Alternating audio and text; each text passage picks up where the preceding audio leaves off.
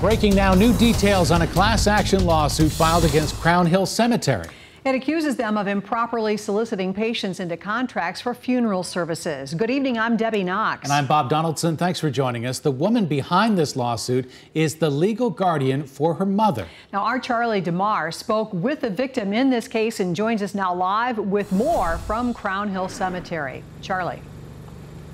Good evening again. Leaders here at Crown Hill Cemetery had no idea about the lawsuit until they got a flood of media calls this afternoon. And the woman behind the lawsuit says a salesman from the cemetery here took advantage of her family and really left them with no other option other than to seek legal counsel. We want to show you a picture of the woman who is at the center of this lawsuit. Deatra Covington is the legal guardian for her schizophrenic mother. She has been since 2010. The lawsuit claims that back in April of 2012, Covington's mother signed a pre-need funeral package totaling more than $11,000. Now, Covington's attorney accuses the cemetery of violating the Pre-Needs Act by soliciting a mentally ill client. Now, Covington had no knowledge of the contract and was completely caught off guard because none of her family is buried here at Crown Hill.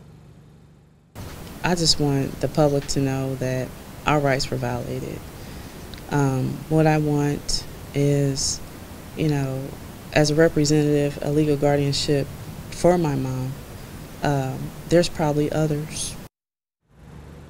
Now, as of now, Covington's mother is the only person listed in the lawsuit, but the attorney who took on this case is hoping that others will come forward with similar claims. The attorney says that he has reason to believe that there are others involved who have gone through the same thing, that have been approached by salespeople here at Crown Hill. But again, the mother of Covington is the only person listed in this lawsuit as of now. We will have much more tonight at 11 and 10 o'clock, but for now, reporting live, I'm Charlie DeMar. And breaking news now, sources tell CBS4 the IMPD officer involved in a fatal crash last week tested under the legal limit for alcohol. IMPD has not released the actual results of a blood alcohol test, but sources confirm Officer Bernardo Zavalza was under the legal limit. A supervisor says the officer smelled like alcohol at this deadly accident on Thursday night. This is near Southport Road and I-65. A 911 caller reported a person walking in the middle of the road minutes before 53-year-old Ronnie Bowling was struck by the marked IMPD vehicle. They have a duty to the public and to themselves and to the department to be sure the letter of the law is followed. And I think you see more often than not now an officer gets arrested as opposed to getting a free pass. IMPD policy states an employee faces termination if he or she operates a city-owned vehicle with a blood alcohol content greater than 0.02. The prosecutor's office is reviewing the case to determine if criminal charges will be filed. A spokesperson says a decision has not yet been made. When news breaks, trust CBS4 to get you the information first. Download our CBS4 Indy app to get breaking news alerts sent right to your smartphone. Well, new at 6 o'clock, a sentence of probation for Ulitic Deputy Town Marshal Bill Allen. He pleaded guilty to dissemination of material harmful to minors and today received a sentence of 2.5 years probation, no jail time. Last November, Allen was arrested on 3 charges of felony child molesting. New at 6 tonight, a Monroe County woman says she was acting in self-defense when she shot her husband over the weekend. But investigators say the evidence they have found just doesn't add up. CBS4's Zach Myers looks at the evidence in this case. This is the first homicide case to be investigated by the Monroe County Sheriff's Department so far this year, and detectives on this case still have plenty of questions about what actually prompted the deadly violence.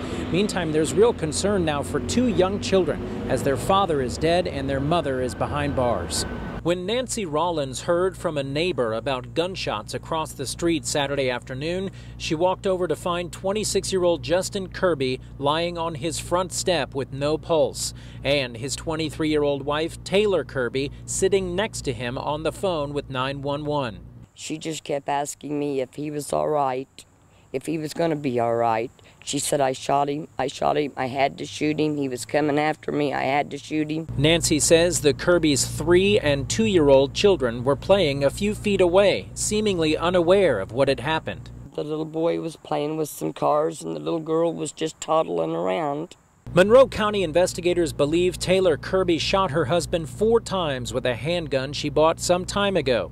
They believe Justin was running from Taylor as she fired, and he made it just outside the front door before he collapsed. The exact circumstances that led up to the shooting is still currently under investigation. Neighbors say the Kirbys had a volatile relationship. Police were called out to the house just a couple weeks ago to break up a heated shouting match. Investigators say Taylor Kirby told them the shooting was in self-defense as her husband was attacking her. But the physical evidence at the scene and the trajectories that the autopsy revealed is contradicting to the information that she disclosed in her interview with detectives. A family member is looking after the young children, and detectives hope to interview them soon to see what, if anything, they may have witnessed. And Taylor Kirby is being held without bond on a preliminary charge of murder in the Monroe County Jail. Her initial court hearing is set for tomorrow afternoon. In Bloomington, Zach Meyer, CBS4 News. Well, the weather is about to start changing here in central Indiana. Some cooler temperatures and some rain in this forecast. Right. Our chief meteorologist, Chris Wright, has the details in the forecast. Yeah, nice and mild for us today with sunshine. We saw the high up to 84. We'll see a few more clouds coming in for tonight and tomorrow. From those clouds, we'll see some rainfall across central Indiana. On Live Guardian radar, starting to see more moisture building up from the south, more cloud cover moving in, but I think we'll stay dry for this evening. The showers we're watching are back off to our northwest. That's the rainfall, and eventually is going to work its way southward and give us a chance for a few widely scattered showers. Right now, a mix of clouds and sunshine. We're at 77 in Muncie, 82 in Columbus, and 81 right now in Terre Haute and in Bloomington. Watch what's going to happen over the next couple of hours with CBS4 Future View. More clouds developing across central Indiana for tonight. Slight chance for an isolated shower or two coming up after midnight. It's on through tomorrow morning. By 7 o'clock, we'll start to see some rainfall forming for us, and showers will continue throughout the afternoon hours. We'll talk more about this rainfall and what it's going to mean for temperatures for the rest of the week coming up in your Weather Authority forecast. All right, Chris, thank you. We have new information tonight about what caused a teenage shoplifting suspect to die in police custody. CBS 4's Jesse Wells talked to the family today. He has the very latest on this case.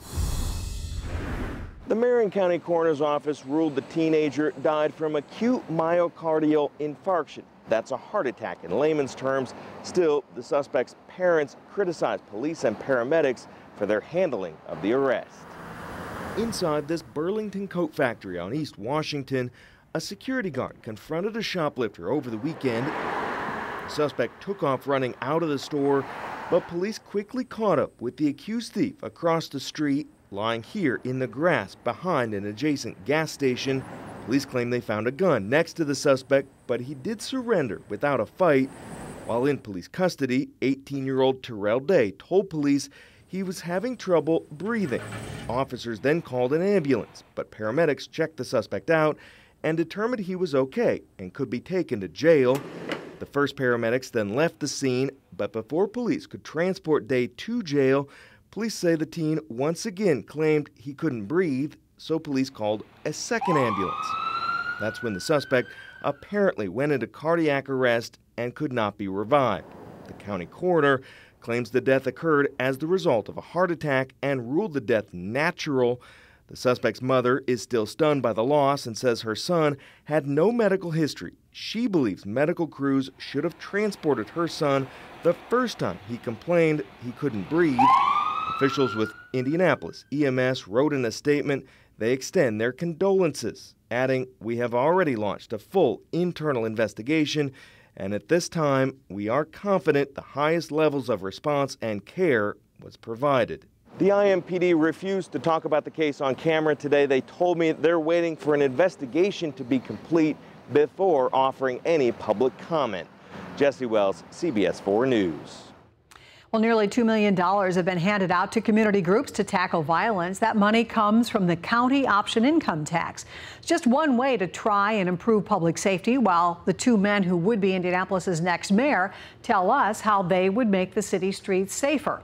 On Fox 59, In Focus, Democrat Joe Hogsett said that he wants to know what happened to money raised through a pair of recent public safety tax hikes.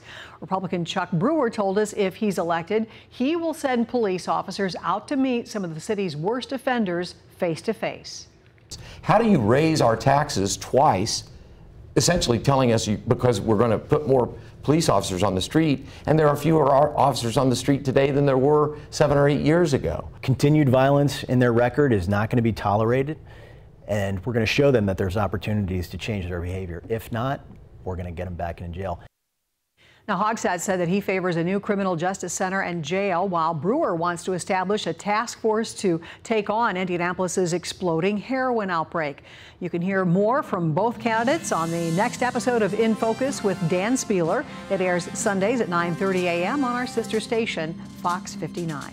We'll learn more about the Colts' win with Indy Sports Central's Mike Berman in just about 20 minutes. It was a great win. They're going to build on it. Okay, but first, an amazing announcement. Coming up next, hear from a NASA scientist about what they found on Mars, a Purdue scientist about why it's so important.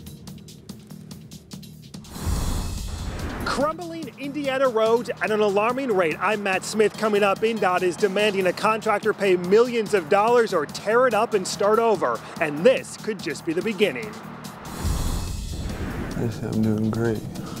Yeah. Great, and loving life. Tomorrow on CBS4 This Morning, Nicole Pence sits down with former Columbus North basketball star Josh Spidell, shows us how a new team is keeping him Josh strong. That's tomorrow on CBS4 This Morning with Marianne, Tim, Nicole, and Lindsay, starting at 5 a.m.